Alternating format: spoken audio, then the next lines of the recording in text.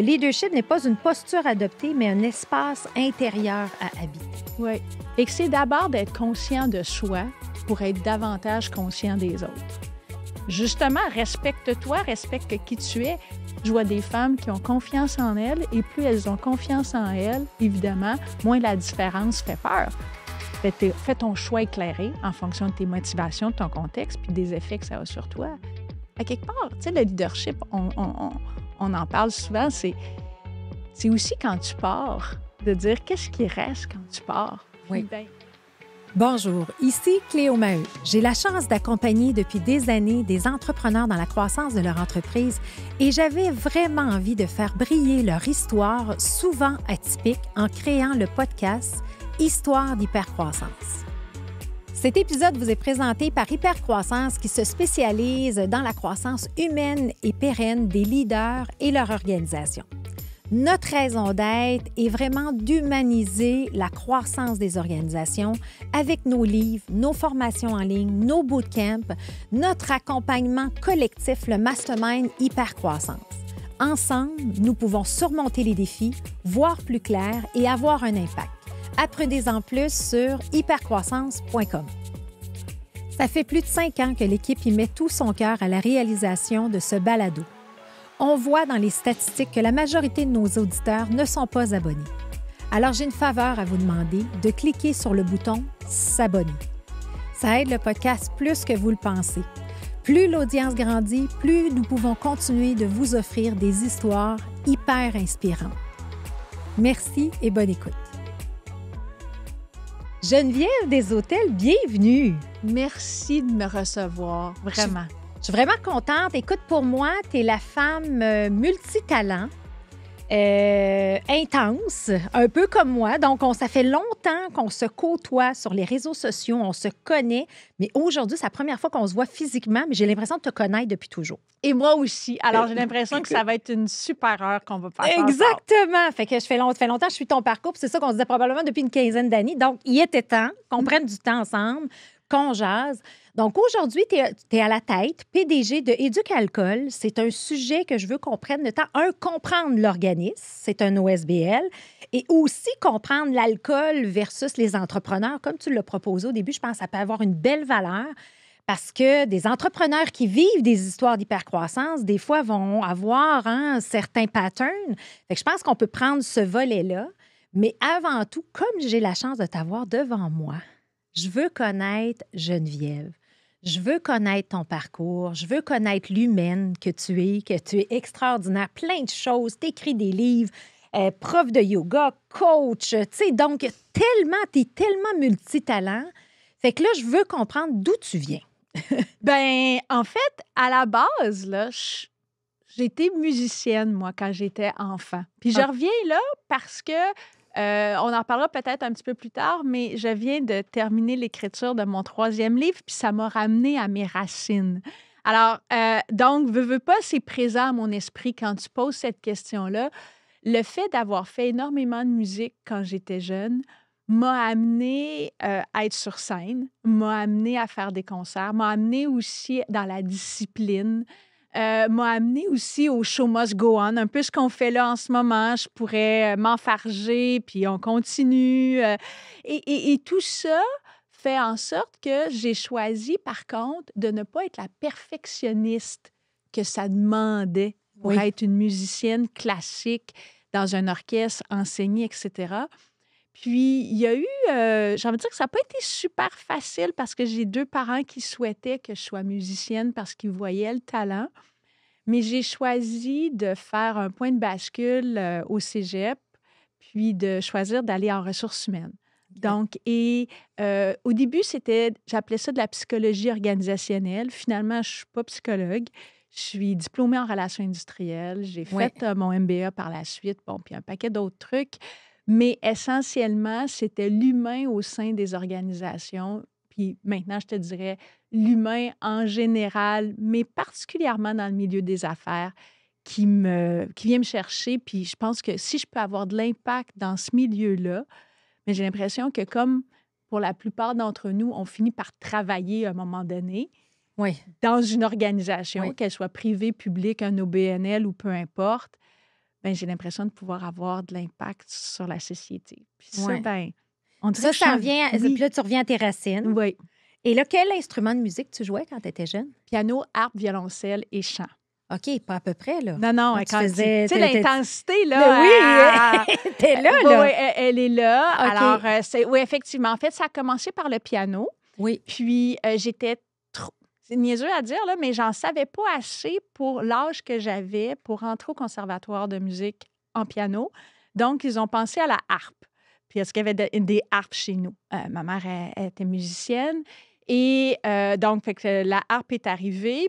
Puis, ça me prenait un deuxième instrument à l'école parce que j'étais au plateau, puis à Pierre-Laporte, qui, dans le temps, on n'appelait pas ça comme ça, là, mais c'était dans le fond, c'était des musiques-études au primaire et au secondaire. Puis ça me prenait un troisième instrument. Donc, piano, harpe, violoncelle. Puis j'aimais chanter. Alors, j'ai pris des cours de chant avec nul autre que Nathalie Choquette. Ah Donc, oui. la maman de Florence Code, Éléonore Lagacé, Ariane Oui. Lagacé, etc.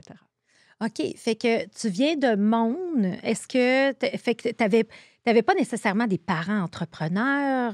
Pas du tout. OK. En fait, oui et non. J'avais une mère qui était travailleur autonome. OK. Mais pas, pas au sens entrepreneur avec tu sais, je veux dire, Oui.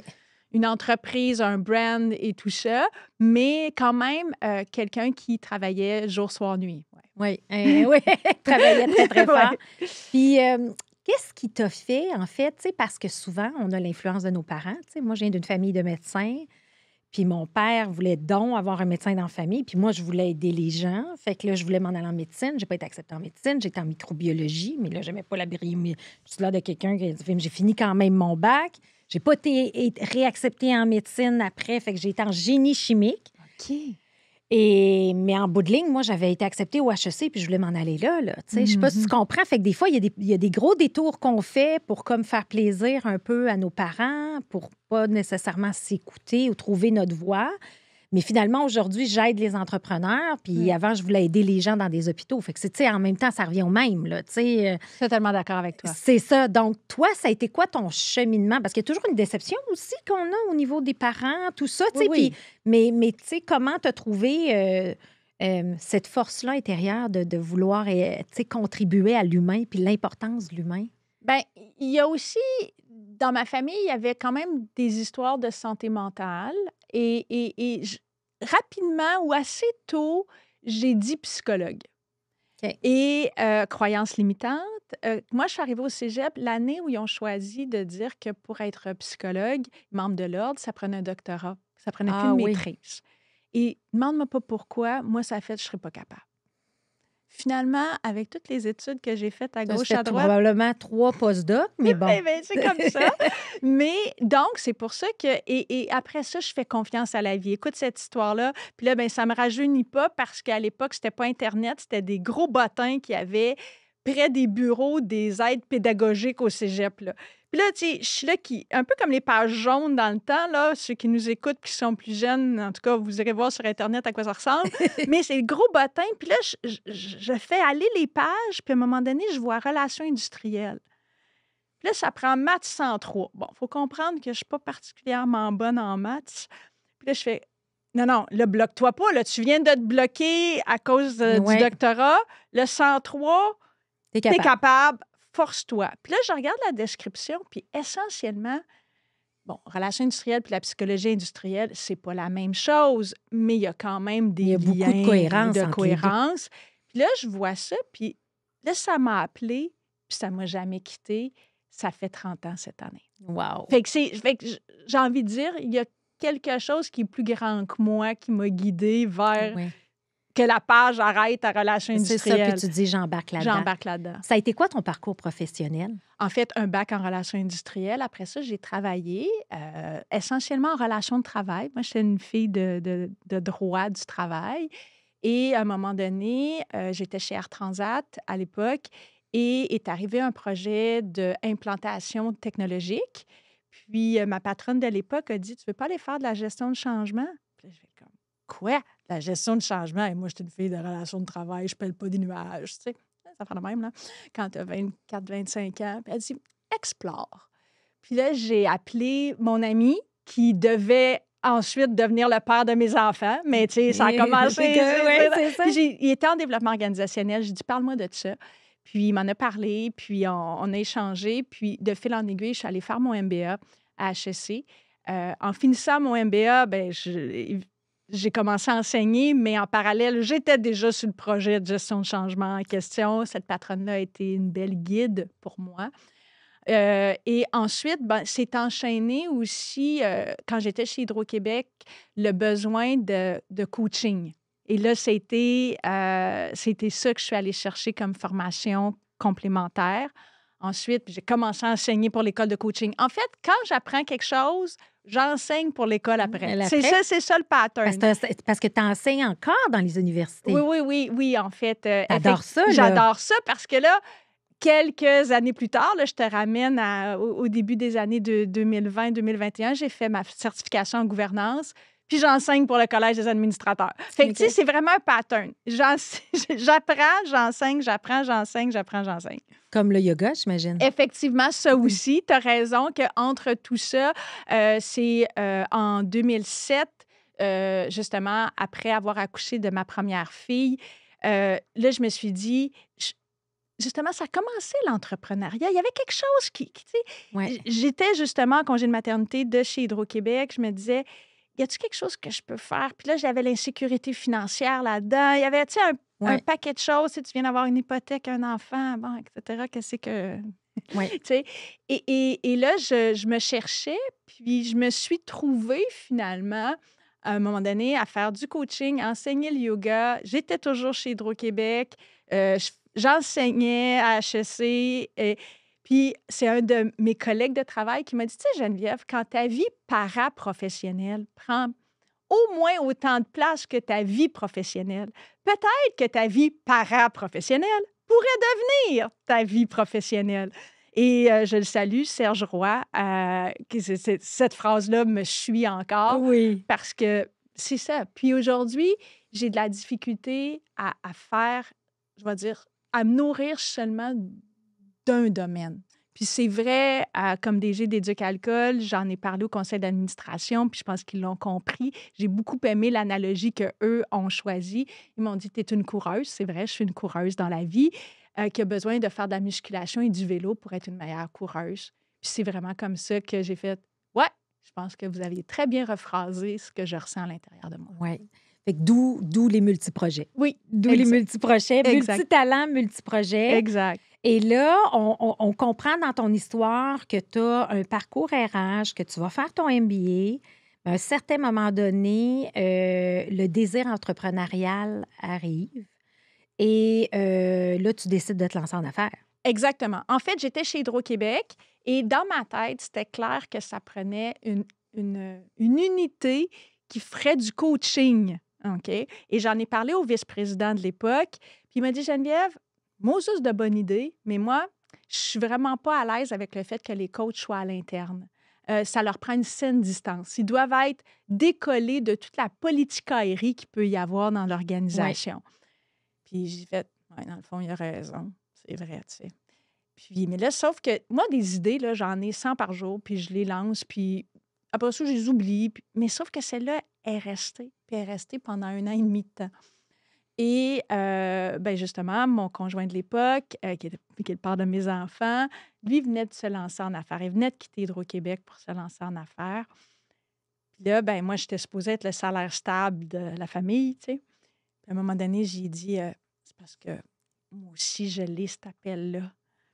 Et là, tu sais, enceinte de la deuxième, toujours la même hypothèque. Et ça a brassé un peu, là, parce que c'était insécurisant. Ben oui. Et finalement, effectivement, pendant mon congé de maternité de ma deuxième fille, donc j'ai quitté Hydro-Québec pour lancer d'abord comme travailleur autonome, puis ensuite, 4 ans plus tard, donc être, je vais dire, officiellement ce que j'appelle entrepreneur, c'est-à-dire avoir vraiment une Inc. Avec du monde dedans, puis à faire des affaires, puis à gérer du cash flow, puis tu sais, tout ça, là. Puis après ça, il y en a une deuxième, donc la EdTech, qui est donc Eluxi, qui continue de grandir et de fleurir aujourd'hui. Oui, c'est ça, ben oui. Et ça a été quoi, en fait, l'évolution? C'est drôle que tu dises ça parce que quand j'étais enceinte de... Moi, j'ai travaillé 10 ans dans une grosse pharmaceutique et quand j'étais enceinte de mon fils, mon père est décédé subitement. Tu sais, ça brasse tes valeurs et tout. Puis le père de mon fils venait de se partir à son compte. Et pendant mon congé de maternité, ça me trottait dans la tête. Je suis revenue au travail et j'ai décidé de partir à mon compte. Et mon premier client était mon employeur des 10 dernières années. Oh! Fait que j'ai travaillé, c'est ça, pour Wyatt. Puis après ça, j'ai trouvé d'autres mandats en amélioration continue. Mais c'est ça, tu sais, on le fait à deux. Fait que lui aussi, fait que je comprends ce sentiment-là d'insécurité. Mais à un moment donné, il y a quelque chose de plus fort en nous que tu te dis, regarde, je peux pas passer à côté. Exact. Puis je dois amener ça, ce côté-là et tout. Fait que là, quand on parle de tes entreprises, est-ce que tu es encore impliquée? Pas du tout. En fait, OK. en choisissant d'aller chez Éduc-Alcool, il y a eu une première phase qui était de mettre mes actions dans une fiducie sans droit de regard. Oui. Puis ensuite, je vais dire, fortement invitée à les vendre ou à les laisser aller, en fait. Alors, OK. fait que j'ai plus du tout d'implication, OK. je vais dire, monétaire ou légale. OK. Mon cœur est quand même Ben toujours oui, là. parce que vous avez Puis, construit quelque chose de génial, exact. right? Puis de les voir grandir, de les voir aller, il y a un bout de ce qu'on a construit. Parce que finalement, ça a parti moi, mais ça a fini on, là, évidemment. Puis ça continue sans moi et ils sont ils. Je te dirais que ça, de les suivre là-dedans, c'est à quelque part, tu sais, le leadership, on en parle souvent, c'est aussi quand tu pars, de dire qu'est-ce qui reste quand tu pars. Puis, Oui. ben, j'ai l'impression qu'il reste un petit peu de ce que j'ai bâti encore chez Luxie aujourd'hui. Oui, oui, c'est vrai ce que tu dis. Et à travers tout ça, ben, tu as eu le temps d'écrire des livres. Hein? Oui. C'est ça. Fait que parle-nous un peu de ce volet-là d'autrice. Alors, donc, 2011, j'étais en coaching, je commençais ça, ma pratique d'affaires. Puis là, j'avais souvent, particulièrement des femmes qui m'appelaient puis qui me disaient, moi, je ne suis pas haut gestionnaire, mon employeur ne me payera pas de coaching, mais je sais que j'en ai besoin puis j'en veux. Avez-vous comme des tarifs spéciaux? Tu sais? Là, moi, je commençais à en vivre. Là, je ne fais pas comme donner. Tu sais, Ben non. je peux pas ne pas charger les honoraires Ben qui non. étaient. Puis là, tu sais, j'étais mal là-dedans. Alors, j'ai décidé d'écrire un guide d'auto-coaching sur 1 an. Donc, oser le monde en soi, choisir d'être et agir en leader authentique, là, c'est 1 an d'auto-coaching. C'est sûr que ça coûte 27 piastres, autrement dit, le livre, mais il faut que tu sois ton coach et ton coaché. Là, tu sais, parce que là, mais Oui. pour moi, c'était la réponse à ce ce besoin-là. besoin-là. Puis, c'était ma façon de contribuer. Oui. Fait qu'il est assez épais. Mon éditeur m'avait dit, « T'aurais pu faire 3 livres avec ça. » Je dis, « Non, il faut qu'ils l'aient tout d'un coup, parce que sinon, ils ne le feront peut-être pas, etc. » Donc, 2016, j'ai fait Déclic, 4 étapes simples pour passer de la conscience à l'action. Ça, c'était pour répondre à ceux qui me disaient de oser le monde en soi. « J'ai acheté ton livre. » Mais OK, l'as-tu fait? L'as-tu commencé? « Non, il est comme sur ma table de chevet. » Mais c'est parce que sur ta table de chevet, il est beau, la couverture est magnifique, là, mais C'est ça. c'était Ouais, pas, c'est le pas ça le contenu, but, là. c'est ça. Fait que Déclic, je l'ai fait un petit peu plus mince, puis vraiment 4 étapes simples. Justement, tu prends un projet, que ce soit rénover ta cuisine ou changer de job, puis là, tu passes à travers ces étapes-là, puis c'est simple. C'est 4 OK. étapes simples pour passer de la conscience à l'action. Ouais. Puis je pensais qu'après ça, j'avais tout dit ce que j'avais à dire. Fait que là, tu sais, depuis 2016, dans ma tête, l'écriture, c'était comme terminé. Puis, tu parlais de ton père qui est décédé. Moi, mes 2 parents sont décédés l'année dernière, à 6 semaines d'intervalle. Et ben, ça brasse, hein, tu sais. Oui. Puis, quand on m'a demandé de faire des témoignages, donc à 6 semaines d'intervalle, 2 témoignages, ben, il a fallu que j'aille plonger dans ces racines-là. Puis, là, c'est clair, Racine est née. OK. Racine, c'est vraiment ça.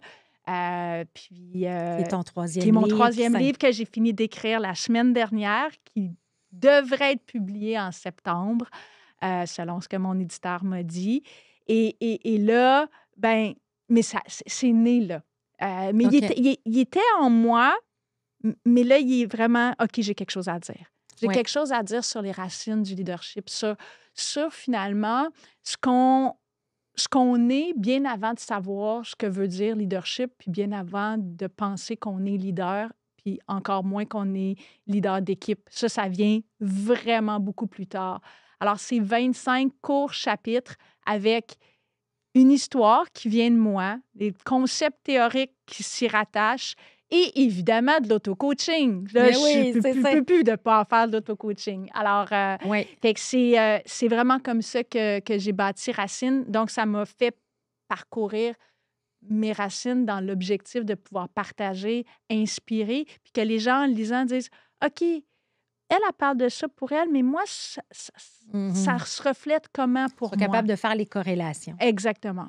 Puis comment, tu sais, parce que, tu sais, on parle du leadership aujourd'hui bienveillant, on parle de la conscience, on parle, tu sais, c'est tout un vocabulaire, tu sais, des Ouais. buzzwords, là, Ah, que je que pourrais oui. dire. Mais comment tu le comprends, le leadership d'aujourd'hui? En fait, je te dirais que selon moi, là, tu sais, conscient, transformationnel, bienveillant, servant, tu sais, bon, etc., tout ça se ramène. Puis là, ben, c'est sûr que c'est ce que je vais dire que je défends en moi depuis 2010, c'est leadership authentique. Oui. Fait que c'est d'abord d'être conscient de soi pour être davantage conscient des autres. Fait que ça implique une connaissance de soi, d'où les fameuses racines, d'où tout ça. Donc, et pour moi, si tu choisis comme personne authentique d'être bienveillante, consciente, transformationnelle, si ça fait partie de qui tu es, autoritaire par moment, peut-être parce que la situation le demande, tranchante par moment, peut-être, mais techniquement, ça devrait être 10 à 20 du temps si tu veux continuer à garder tes ponts relationnels avec le reste du monde. Là. Oui, oui, Mais ça ne veut pas dire que d'être leader bienveillant veut dire d'être leader complaisant. C'est pas absolument ça. pas. Non. Ça veut juste dire, écoute, on doit avoir une conversation difficile. C'est pas facile pour moi. J'y ai pensé, je me suis préparée. Puis, je vais te livrer de la meilleure façon que je crois à être respectueuse. Puis, je vais vouloir avoir ton feedback là-dessus. On, a-tu- on peut-tu l'avoir, cette Oui, conversation? oui, oui. Puis, on va l'avoir. Puis, certains vont dire, hey, moi, ça ne me ressemble pas en tout de parler de même à du monde. Bien, justement, respecte-toi, respecte qui tu es. Moi, je suis de même. Oui. Moi, je vais dire, je vais parler comme ça à mon ami, je vais parler comme ça à un collègue, je vais parler comme ça à un banquier, et je vais parler comme ça, tu sais, Oui, dans le oui. sens que je vais C'est toi. vouloir que les choses soient claires, je vais vouloir, moi, être bien dans Oui, l'espace, dans ce qu'on appelle le safe space. oui. Je vais vouloir le créer, puis généralement, ben, ça passe parce que, ben, il y a un certain une adhésion tu sais, aux Oui. conversations qu'on peut avoir. Puis juste avant qu'on débute la rencontre, tu parlais d'un leadership. Tu sais, aujourd'hui, le leadership, c'est souvent, on va penser, leadership, c'est je veux un poste de gestion. Puis là, j'aimerais ça qu'on le ramène dans le contexte de la femme. Tu sais, le leadership féminin, puis tu as écrit aussi sur les femmes de tête. Oui, Tu as eu un balado sur les femmes de tête. oui. Puis j'aimerais ça que tu me parles un peu de cette vision-là, la femme et le leadership. Bien, d'abord, le leadership, hein, tu sais, c'est pas un rôle. Hein? C'est une posture face à soi. Tu es leader d'abord de ta propre vie. Oui, Ensuite, tu peux choisir d'être un leader d'équipe puis d'être un leader d'influence. Mais à la base, tu sais, le leadership, c'est des décisions que je prends, qu'elles sont cohérentes avec ma tête, mon cœur, puis le courage, ce que j'ai là, dans le ventre, là, le guts, le là. guts, là. Oui, C'est l'alignement de la tête et du cœur qui te fait prendre ta décision. Si c'est pas aligné, tu n'apprendras pas la décision. Ou bien tu vas la prendre, tu vas dire ah, j'aurais pas dû. Puis là, tu vas en reprendre un autre. exact. Fait que- et dans le contexte du leadership au féminin, ben, quand moi j'ai choisi de m'afficher comme leader au féminin, c'est parce que je voyais une certaine forme de perception de différence. C'est-à-dire qu'on ne s'attendait pas à ce qu'une femme, justement, puisse prendre le même type de rôle, de pouvoir. Moi, tu sais, longtemps, là, on m'a appelée la petite, là, parce que, bon, à 52 ans, peut-être ça paraît moins, mais j'ai eu l'air jeune bien longtemps. Fait que c'était, hey, la Ouais. petite, hey, non. Puis en plus, en ressources humaines, des fois, il y a le préjugé négatif en plus. Alors, j'avais comme 2 strikes quand j'essayais de vouloir dire ce que j'avais à dire avec le sérieux d'un comptable ou d'un avocat Oui, homme. oui. Alors, c'est ça, moi, qui m'a interpellée dans le leadership. Puis je me suis dit, OK, je vais le faire à ma façon, en respectant qui je suis, mais je vais essayer d'inspirer les autres femmes autour de moi à découvrir qui elles sont pour le faire à leur façon et non pas essayer de copier un modèle qui soit masculin ou féminin. Oui. Puis, moi, j'ai pas eu beaucoup de modèles féminins. On en a quelques-uns, quelques-unes. En fait, quelques-unes plus, pas quelques-uns. Mais je te dirais qu'aujourd'hui, je pense que les jeunes filles et les jeunes femmes en ont un petit peu plus. Mais en même temps, laissons faire les modèles. Essayons d'être qui Mm. on est puis d'apprendre à se connaître. Et justement, d'exercer ce leadership-là, tu sais, sans parler du syndrome de l'imposteur qui vient nous visiter à certains moments, puis de l'accueillir, puis de dire, OK, ben qu'est-ce que je veux, qu'est-ce que ça me fait travailler? Et Mhm. non pas de le voir comme un obstacle, puis un doute qui t'empêche d'avancer. Ouais. La même chose pour la tolérance au risque. Moi, j'ai une assez bonne tolérance au risque. Euh, on voit pas, souvent, on va dire, ah, les femmes, on ne veut pas prendre de risques. C'est quoi ça, les femmes, on ne veut pas prendre de risques? Peut-être que la femme à côté de moi, elle n'a pas une tolérance au risque, puis c'est super parfait. Moi, je l'ai. L'autre, là, l'autre, la moitié. On peut-tu se respecter comme individu? Puis aussi, je pense que si on accepte la différence de l'autre, ben ça sera plus menaçant. L'autre femme d'à côté, elle sera pas menaçante. Parce que, tu sais, Mhm. on entend ça encore aujourd'hui, qu'on Oui. est plus ou moins solidaires entre nous. J'ai l'impression que ça tend à changer. En tout cas, moi, autour de moi, je vois des femmes qui ont confiance en elles et plus elles ont confiance en elles, évidemment, moins la différence fait peur. Parce que tu dis, tu peux être complètement toi, moi, je vais être complètement moi. Puis, tu sais, si on fait quelque chose ensemble, ça va être juste génial. Puis, si on fait nos parcours chacun de notre côté, ça va être génial aussi. C'est pas plus j'en ai, moins t'en as. Non, plus j'en ai, ça n'enlève rien à toi. Puis tant mieux si ça peut te nourrir et Parce que tu as un vice-versa. bien-être de quitter, puis tu te respectes. Exact. Ça revient un petit peu aussi peut-être avec l'idée des femmes de tête. Tu sais, Oui. moi, j'appelle ça les femmes intenses, là, tu sais, où tu sais, je regarde sur la Fondation Garde tes cheveux sur laquelle je suis. Tu sais, on est 4 femmes, tu sais, on est les 4 à avoir eu le cancer. Mais tu sais, on gère la fondation, on a 4 gros jobs, tu sais, mais on est vraiment, on voyage, on s'occupe de notre famille, tu sais, je veux dire, on est dans l'intensité, on est des femmes de tête. Puis justement, il n'y a pas de jalousie, là. C'est Non, comme, t'as c'est envie de ça. le faire, fais-le. Mais ça prend quoi pour arriver à ça? Tu sais, mettons des femmes peut-être qui manquent, je sais pas, qui manquent de confiance ou qui ont peut-être pas ce courage-là. Tu sais, ce serait quoi, mettons, les top 3 éléments clés, là? Tu te dis, regarde, si tu veux te découvrir, là. Tu sais, moi, ça va de soi, là, tu sais. Mais je me suis entourée aussi avec le temps de gens qui me ressemblent. Mais moi, je peux te dire que ça n'a pas toujours été de l'acquis. Moi, c'est mon premier coaching que j'ai eu, que j'ai reçu, qui m'a Oui. fait découvrir ce qu'est le coaching, où ma coach m'a parlé de la réelle confiance en soi versus la confiance en soi basée sur son expertise. OK. Et je te dirais que le premier ingrédient, c'est de travailler sa réelle confiance en soi. Ce qui fait que après ça, tu peux recevoir un paquet de coups de vent de la vie, mais tu ne déracines pas. OK. Je comprends. Et ça veut dire que effectivement, tu te fais challenger, tu te fais, tu sais, peu importe, là, il se passe plein de choses dans la vie, mais ma réelle confiance en moi, je la bâtis. Puis comment t'as bâti? C'est pas facile, hein? Non, c'est pas Tu sais, facile. Cécile? Je vais parler de moi, mais en même temps, ça se retrouve aussi dans la recherche, c'est de sortir de sa zone de confort une fois par semaine, puis pas juste sur des grosses affaires. OK? Exemple, tu manges toujours la même affaire quand tu vas au restaurant. Essaye donc quelque chose de nouveau. Ouais, mais c'est parce que j'aime ça. Ben oui, mais essaye quelque chose de nouveau. Tu t'habilles généralement en noir, en blanc puis en beige. Achète-toi donc quelque chose de violet. Fait que dans le fond, le fait d'avoir fait ces voyages-là, fait que là, quand on parle de la confiance en soi, on parle de sortir de notre zone de confort. Ouais. On est deux passionnés de voyage. Effectivement, tu es parti en voyage 11 mois autour du monde. Tu as continué à faire des voyages avec tes enfants après ça. Effectivement, le fait de découvrir des nouvelles cultures, des choses comme ça, te met en face de l'inconnu et te découvre. En fait, tu te découvres toi. Tu te découvres toi. Quand je disais le voyage autour du monde, j'ai fait plus de kilomètres à l'intérieur de moi-même qu'autour de la planète. Puis Oui. ça, j'en suis convaincue, ça a fait la femme qui est devant toi en grande partie. Ça, c'est clair. Et aujourd'hui, je suis contente parce que au moins ma grande fille, ma plus jeune, c'est pas encore clair, mais voyage déjà, puis elle a 17 ans. Puis, Oui. fait que là, j'ai l'impression que ça s'est transmis, cette idée de s'éduquer par le voyage. Oui. Mais pour revenir à ce que tu disais, comment on développe sa confiance en soi?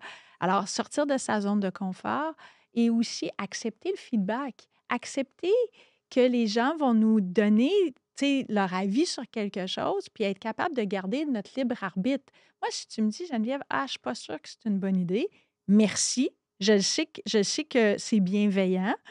Je le sais que tu veux challenger quelque chose.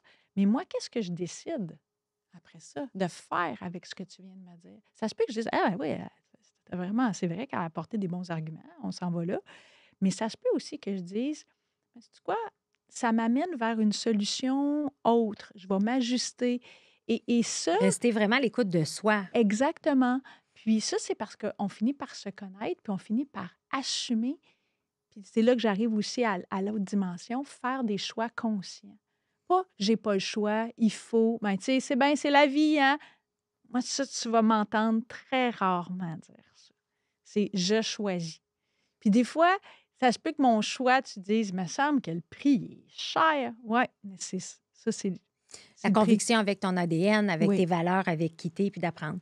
Puis, tu sais, aujourd'hui, là, tu sais, dans un monde où tout va vite, c'est dur des fois de faire des choix conscients quand t'es métro, boulot, dodo, puis ça s'arrête pas.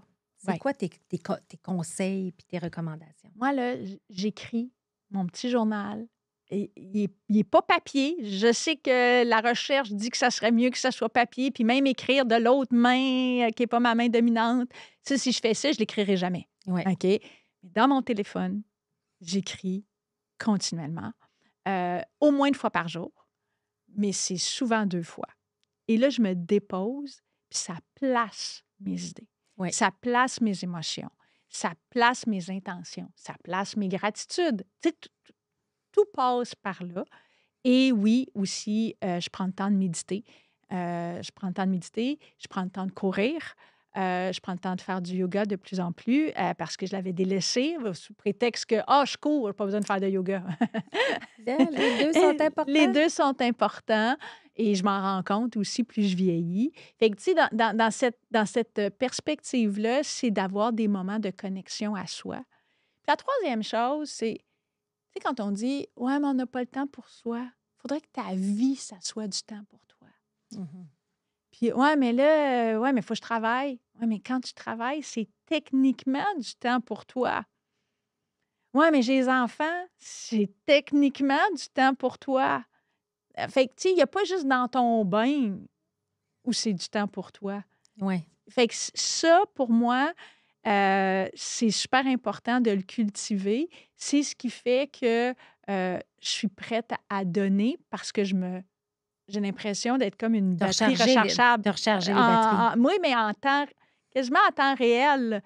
Et Ouais. non pas de dire je me recharge en fin de semaine ou je me recharge en vacances. Oui. Parce que ça va venir bien trop tard. Là, je vais être Tu vas complètement être vidée. Mais oui. Fait que j'essaie de le faire comme en continu pour être là pour les gens que j'aime, les gens que j'apprécie. Puis je me rends compte qu'ils me le rendent au centuple. Fait que ça me recharge aussi. Mais c'est fou comment c'est quelque chose que tu apprends dans la vie. Hein? Tu sais, en fait, tu sais, ce matin, un podcast avec Stéphane, tu sais, Ouais. il disait, tu sais, j'ai le don d'être un sauveur. Moi, j'ai toujours eu ce don-là de vouloir sauver, d'aider tout le monde, mais au détriment de moi. Et là, la santé, elle a frappé, là, tu sais, dans le sens où j'ai eu un cancer. Ça change des choses pareil. Je ne suis pas la même personne qu'avant, mais tu sais, des fois, on dirait que ça te prend des coups durs dans la vie pour changer. Puis te créer de l'espace alors que tu le fais pas normalement. Tu sais. C'est comme, puis c'est ça que je trouve dommage. Fait que c'est ça, c'est pour ça que j'aime beaucoup ta posture de leadership. Tu sais, tu dis, ce n'est pas une posture. Attends, j'aime ta phrase, je la répète. Le leadership n'est pas une posture adoptée, mais un espace intérieur à habiter. Oui, C'est tellement bien dit. merci. J'ai adoré ça. Et c'est dans le fond cet espace-là intérieur à habiter.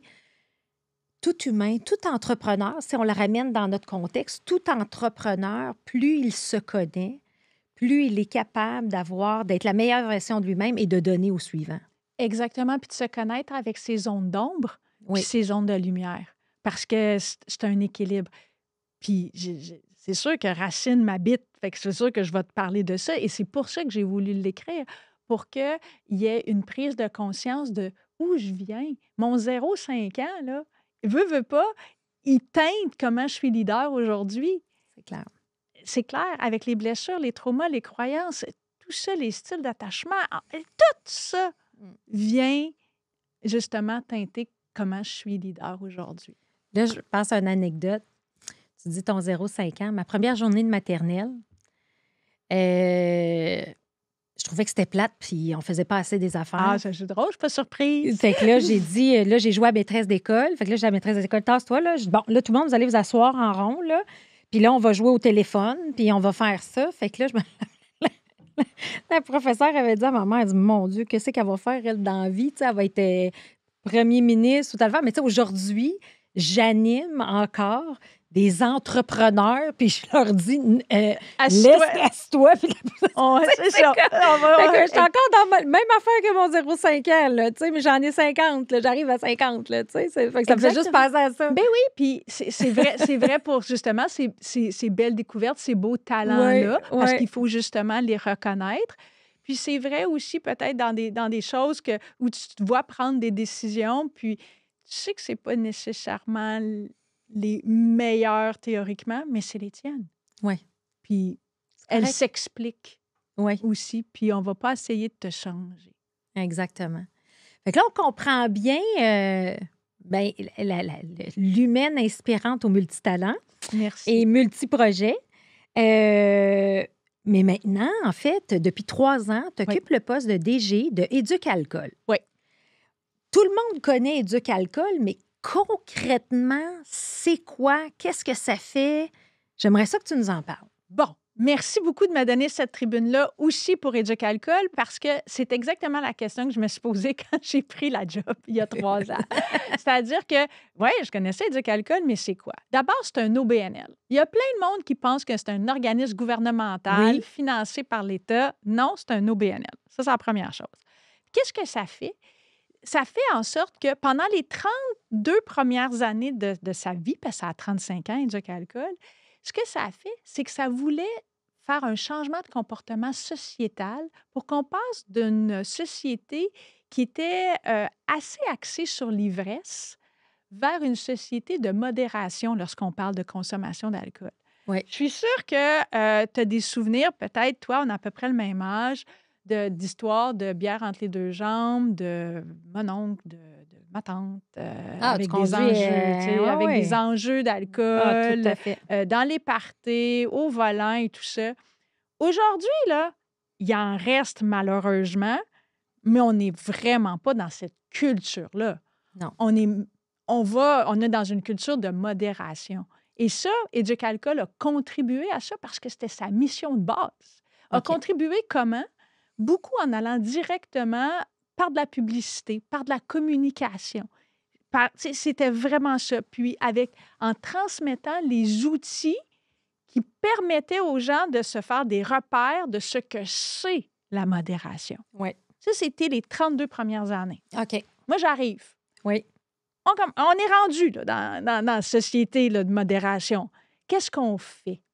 Et là, moi, mon idée, c'était de dire, on va travailler justement au leadership des gens de façon à ce qu'ils puissent comprendre leur relation qu'ils ont avec l'alcool. Quelles sont leurs motivations à consommer de l'alcool? Dans quel contexte ils le font? Et quels en sont les effets sur leur santé mentale, sociale et physique? Puis ça, pendant les 3 premières années, on a fait ça. OK. Et est arrivée la crise médiatique de l'automne dernier. En fait, quand je dis crise médiatique, il y a peut-être des gens qui vont dire, ben, de quoi qu'elle parle? En fait, on est venu remettre en cause la pertinence d'Éduc-Alcool 35 ans plus tard en disant, on a-tu encore besoin d'un OBNL qui fait ça?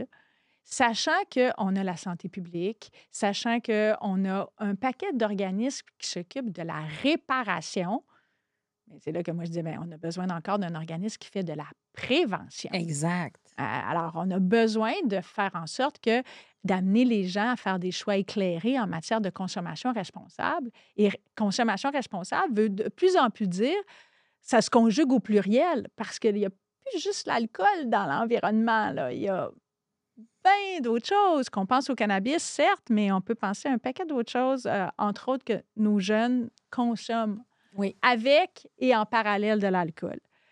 Alors, on s'est questionné avec le conseil d'administration et on est en plein, là, au moment où on se parle, dans une transformation de l'offre de services. Pour aller dire, au lieu d'être directement au consommateur, ce qu'on appelle du B2C, ce qu'on a fait pendant les 35 premières années, on va faire du B2B2C. C'est-à-dire qu'on va choisir des secteurs clés, dont le secteur des entrepreneurs et de la clientèle d'affaires, les bars et restaurants, événements, hôtellerie et les institutions postsecondaires. C'est les 3 premiers. Ça ne veut pas dire qu'il n'y en aurait pas d'autres, là. On pourrait s'occuper des aînés, on pourrait s'occuper d'autres types de communautés. Mais là, avec l'argent qu'on a, on fait comme on dit, on fait ce qu'on peut. Oui. Et donc, par exemple, si je vais vers la clientèle d'affaires, aller réfléchir comment on peut faire pour faire évoluer les comportements parce que très souvent, l'alcool est au centre d'une conclusion d'une entente d'affaires. Elle est au centre de j'ai eu une grosse journée, donc je la mérite, ma Ouais. bière, je la mérite, ma consommation d'alcool. Puis en même temps, il ne faut pas démoniser l'alcool. Faut pas, tu sais, faut pas la banaliser, il ne faut pas la démoniser. Il faut rester dans cette juste place où on est là parce qu'elle nous apporte quelque chose de positif, que ce soit au niveau du social. On en parlait, on disait prendre un verre entre amis. Et pourquoi pas prendre 3 bouteilles entre amis? Est-ce nécessaire? Oui. C'est- Ah oui, oui, oui, Et oui, pourquoi je le fais, dans quel contexte Oui, je le fais effectivement. et quels en sont les impacts sur ma santé mentale, sociale et physique. Oui. Et la recherche, c'est sûr qu'en matière de santé physique, la science nous dit de plus en plus, faites attention à votre consommation d'alcool. Mais ça fait longtemps qu'Éduc-Alcool dit ça. C'est juste qu'aujourd'hui, ça devient Prouvé avec des prouvé. recherches, des faits. Exact. Puis dans le discours public, la santé publique Oui. nous amène aussi à faire cette réflexion-là de façon encore plus importante parce qu'on l'a banalisé, les effets sur la santé physique de l'alcool. Aujourd'hui, il faut en être très conscient. Et moi, c'est pour ça que j'ajoute aussi sur la santé mentale. Parce que lorsqu'on a des enjeux de santé mentale ou qu'on est fatigué ou sur le bord de l'épuisement, puis qu'on dit ah, je vais prendre de l'alcool parce que ça va me faire oublier. Le lendemain matin, ça va juste être pire parce que c'est un dépresseur. Puis là, ben, tu vas reprendre un paquet de café pour être capable de toffer ta journée. Puis là, après ça, tu es tellement sur high, tu vas reprendre encore plus d'alcool. Tu sais, Un cercle c'est un vicieux. cercle vicieux qu'on appelle le anxiety en anglais, dans le fond. C'est le mix de anxiété Et hangover. et hangover. Je comprends. OK. Alors là, il y a une transformation qui s'en vient au sein de D'Éduc-Alcool. Éduc-Alcool. Et parlons justement des entrepreneurs. Oui. C'est une réalité, hein? C'est une réalité. Puis tu les côtoies. Moi, je les côtoie aussi de façon moins importante que toi depuis 3 ans. Mais là, la beauté, c'est que j'ai le mandat de me rapprocher Mhm. d'eux. Alors, avec des organismes comme Main, Parachute, qui veut pas, eux sont au cœur de se poser cette question-là. Comment on prend soin de la santé mentale des entrepreneurs? Et comment moi, je pense qu'un des aspects qui va être intéressant, ça va être de donner de la donnée, dans le fond. C'est Oui. la fameuse data là, tu sais, que tout le Oui. monde veut quand tu es dans la clientèle d'affaires. Bien, c'est ça qu'on est en train de récolter chez Éduc-Alcool pour après ça leur partager ça puis dire à la lumière de ça, quel pourraient être des façons de faire évoluer nos événements. Je te dirais que de moins en moins de deals qui se dealent sur un terrain de golf. Il y en a encore sûrement, mais ça a beaucoup évolué. Ben, on est-tu obligé de finir ça, comme on dit, Oui, oui. plus que hangover, parce qu'on célèbre une victoire?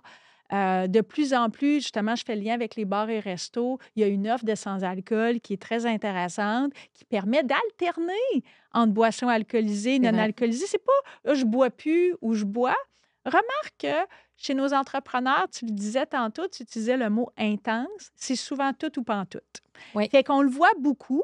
Alors aussi, chez Éducalcool, il faut qu'on ait cette ouverture-là d'accepter d'accompagner ceux qui choisissent de ne plus boire. oui. Mais là, comment je fais, là? Parce que j'ai un 5 à 7, là. Mhm. Puis là, mes chums vont me dire, bon, franchement, t'es capable d'en prendre. Ouais. Puis d'être celui ou celle qui est peut-être encore considéré plate. Comment on fait pour normaliser la non-consommation Ça, d'alcool? je suis d'accord avec toi. Ouais. Comment on fait pour prendre un verre de sans-alcool sans qu'on on se fasse poser 103 questions? Particulièrement, là, je vais dire, si t'es un gars, on dirait qu'une femme, ça passe mieux, étonnamment, sur ce Mhm. volet-là. Mais un gars qui choisit d'arrêter de boire, ah, t'avais des problèmes? Non, j'ai juste choisi de diminuer ma consommation d'alcool. Puis là, ça va être vrai aussi dans les relations. Tu sais, on peut se parler de relations d'affaires, mais ça va être vrai aussi au niveau des relations personnelles Oui, aussi. tellement, tellement, tellement, tellement.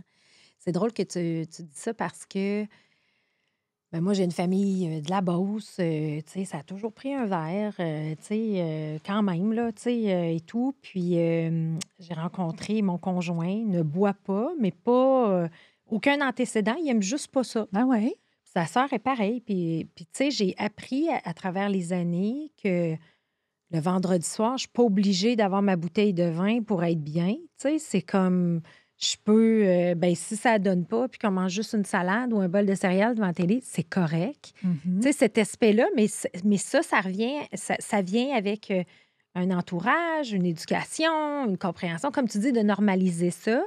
Parce que, mais là, on le sent de plus en Oui. plus quand même. Oui, tu oui, sais, les comportements évoluent, évolue. voire même, là-dedans, comme dans d'autres choses, se polarisent. Oui, On a même, moi, ce que je fais aussi attention comme DG d'Éducalcool, c'est qu'on ne va pas dire oh mon Dieu, tu consommes de l'alcool, c'est vraiment pas bon. Tu sais, fais ton choix éclairé en fonction de tes motivations, de ton contexte, puis des effets que ça a sur toi. Puis si tu choisis de ne pas boire, ben l'autre, tu sais, on peut-tu juste faire nos choix? oui. Puis ça revient au Attends, leadership. ça revient à ce que tu disais C'est tantôt. pour ça que quand j'ai pris ce travail-là, puis les Oui. gens souvent disaient Hey, t'as laissé ton entreprise pour Éducalcool. Oui, je l'ai laissé parce qu'il y avait un appel du service public. Oui. Il y avait un appel aussi à la vulgarisation de concepts comme ceux-là. Et moi, je voyais le lien direct. Bien, tellement. Choix éclairé, choix conscient, leadership de soi. Pas une posture, c'est un espace qu'on habite. Tu sais, tout est dans tout, là. Tout est dans tout. Fait que Tout ça, est dans c'est tout. clair que aux gens qui se demandent, veux-tu bien me dire qu'est-ce qu'elle a fait? Ben, Oui, c'est ça c'est que je suis allée faire. Bien, c'est correct parce que justement, tu te connais, puis tu avais le goût d'avoir un impact encore plus grand, etc. Mais là, ce que je trouvais drôle tantôt, c'est que tout le monde, quand ils te parlent, ils te donnent leur consommation Ah oui, d'alcool. oui. Moi, là, je dis, je vais à quelque part. Des fois, je connais pas les gens. Puis là, je dis, là, les gens me présentent, Geneviève des Hôtels, DG d'Éducalcool. Ah, puis là, ils ont une bière dans les mains. Oui, c'est ma seule bière. Parce que, sincèrement, je m'en fous de la consommation d'alcool. En fait, c'est justement parce que tu veux que la personne soit consciente Exact. de ses choix, elle se connaisse, puis qu'elle ne dépasse pas sa limite personnelle pour rester en santé. Puis là, on parle beaucoup de longévité aussi dernièrement. Je ne sais pas si tu as vu le gros Oui. switch là, qu'on voit. Puis dans la longévité, l'alcool n'est pas privilégié. Mais tu sais, là, je chantais vraiment un extrême de zéro alcool. C'est pas bon, c'est pas bon, c'est pas bon. Mais là, je vois mes gros gourous que j'aime bien suivre aux États-Unis qui vont dire ouais, mais si le verre de vin te fait du bien, puis que tu le partages avec quelqu'un et que c'est avec la modération a bien meilleur goût, ben oui. ça prend tout son sens, puis c'est correct. T'sais. Exact. Encore une fois, pourquoi tu bois? Ça, Oui. c'était la pub de l'automne dernier. Dans le fond, on avait un André Robitaille qui disait pourquoi je bois. Est-ce que je bois pour déguster? Parce que ça se peut là, que tu sais, Oui. les arômes, tu sais, les goûts, tout ça, c'est super. Tu sais, Oui. c'est même un art. Est-ce que je bois pour célébrer, justement? Et généralement, ce type de motivation-là va induire une consommation plus modérée. Parce que c'est pas vrai que tu dégustes rendu au 6e verre. Tu sais. On s'entend. Oui, OK? ça, c'est vrai. Par contre, si je bois pour compenser du stress, de la gêne ou quoi que ce soit, de la fatigue, de la dépression, peu importe, et que là, je suis en train de m'auto-médicamenter avec l'alcool, ça va induire une consommation davantage risquée.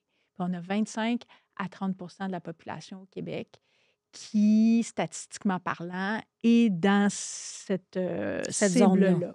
OK. Alors ça, c'est sûr que c'est évidemment là où, je vais dire, on travaille le plus en matière de stratégie.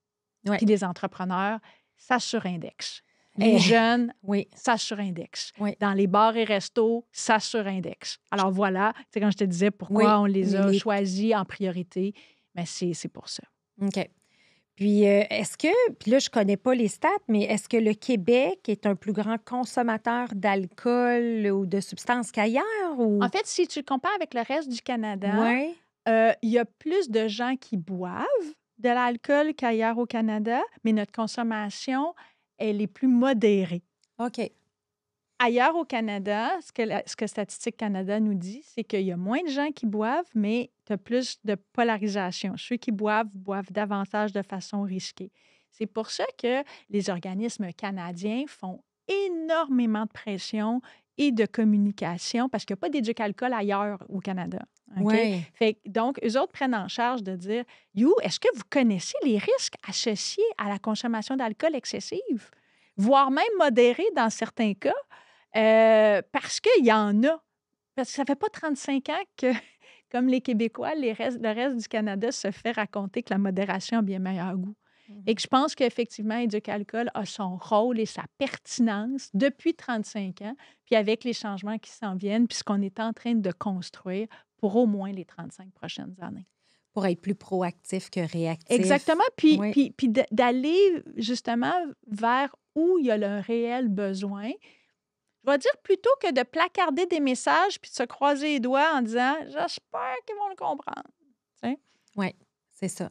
Mais si on se compare, le reste du Canada, ça veut dire qu'Éduc-Alcool a joué un rôle primaire et Ouais. critique dans ça. Ça fait Oui. 35 ans qu'on a ce message-là. Exactement. Parce qu'on connaît tout Éduc-Alcool, mais là, je suis contente que tu nous en parles parce que juste de dire que c'est un OSBL, que c'est pas un organisme gouvernemental, Oui.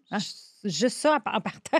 ça Juste ça en partant. Puis, effectivement, quand on demande à CROP de faire des sondages, pour nous, ça sort encore qu'il y a 80 des gens qui pensent qu'on est un organisme gouvernemental. Fait qu'on ne le répétera jamais assez.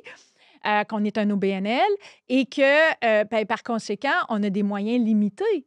Oui. Parce que tu vas peut-être me poser la question ou si tu ne me poses pas, je vais te le dire. On est financé comment Oui. actuellement? C'était ma prochaine question. C'est ça. On est financé à chaque fois qu'il y a de l'alcool qui est acheté par toi, par des restaurateurs dans le réseau de la SAQ, il y a 1 sou, 2 sous, 3 sous la bouteille, dépendamment du pourcentage d'alcool qu'il y a dans la bouteille, qui revient à Éduc-Alcool, donc qui est perçu. Fait que dans le fond, c'est toi qui finances Éduc-Alcool quand tu achètes une bouteille de vin. C'est les gens autour. Et souvent, les gens vont penser que c'est la SAQ. Non, la SAQ est un percepteur. Elle perçoit puis elle redonne. Une chance qu'elle est là, parce que si moi, il fallait que j'aille collecter les scènes à chaque fois, Tu n'y arriverais j'y pas. arriverais jamais. C'est ça. C'est ça le financement d'Éduc-Alcool. Est-ce qu'il va évoluer dans l'avenir? Ça se peut, comme dans d'autres choses, tout évolue, mais ça fait 35 ans que c'est comme ça. OK, je ne savais pas ça. Voilà. Ah, c'est Hein? bon. On On apprend apprend plein des de affaires. choses aujourd'hui. On apprend plein de choses aujourd'hui. Exact. Puis, la Geneviève de demain, elle se voit où? Écoute, Éduc-Alcool, je l'ai vu comme une opportunité de développer tout ce qui est relations publiques, relations gouvernementales. Et ce volet-là, comme porte-parole en particulier, est très cher à mon cœur, puis j'ai l'impression d'être sur mon X. Alors, qu'est-ce qui pourrait me permettre de faire ça encore plus? L'avenir le dira. L'avenir le dira. Puis, tout le champ des possibles que j'avais dit, ah non, ça se peut pas, je serais pas capable, tout ça, ben commence à s'ouvrir. Ça, c'est comme tes maths 103 en Ouais. relations industrielles. Pas grave, t'es Pas capable, t'es C'est capable. ça, c'est ça, je suis capable.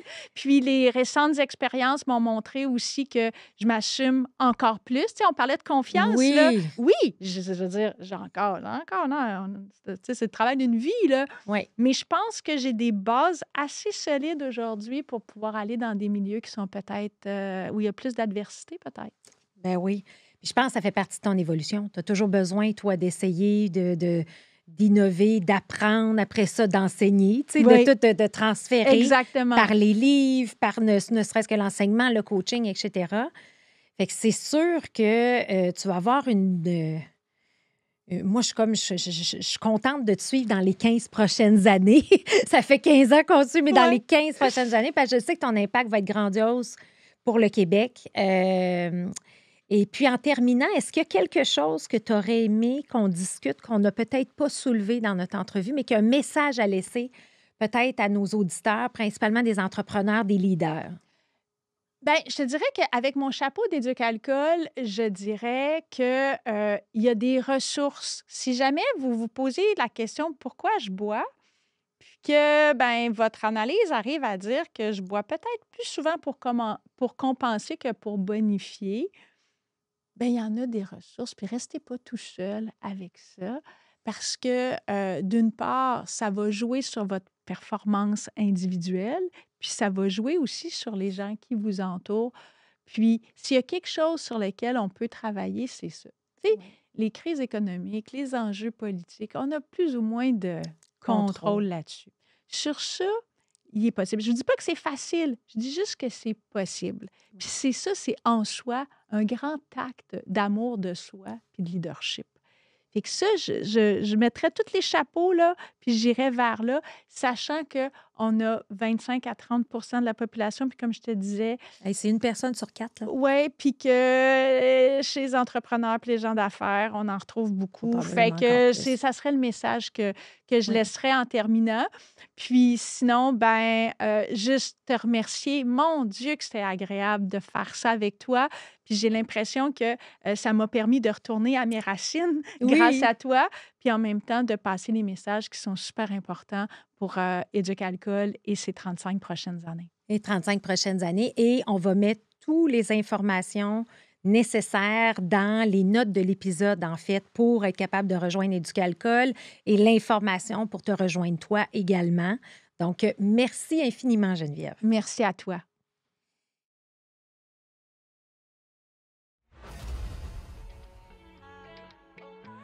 Merci d'avoir été avec nous aujourd'hui.